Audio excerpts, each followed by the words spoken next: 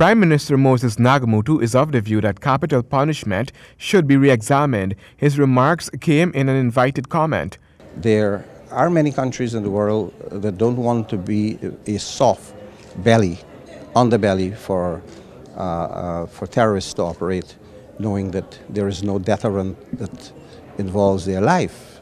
From that standpoint, a well-structured debate on the subject of the death penalty is warranted. It's true that we haven't had any execution since 1986, I believe.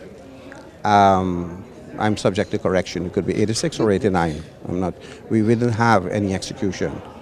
But of course, they had extrajudicial killing. That's a different story. Saul Lafranc, co-executive director of the Death Penalty Project of the UK, noted during a recent press conference that the first assumption or justification that some retentionist countries rely on is that the death penalty is an effective criminal justice sanction because it deters crime and it makes society safer. And we would strongly argue that this is a myth and that there is no evidence whatsoever that the death penalty provides any greater deterrent effect than other forms of punishment. The question, according to the Prime Minister, is when is the time to make the death penalty a national issue? Is this something that you go to a referendum, find out from the Guyanese people how they feel about the death penalty being on the statute?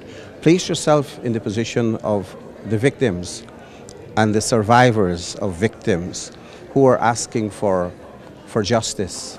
They're asking, like the Moses Law, an eye for an eye and a tooth for a tooth. It's difficult to tell them that someone has killed your son or your daughter, your husband or your wife, and you're now saying, let that person walk.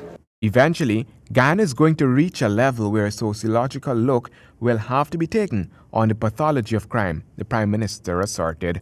Handel Duncan, HGP Nightly News.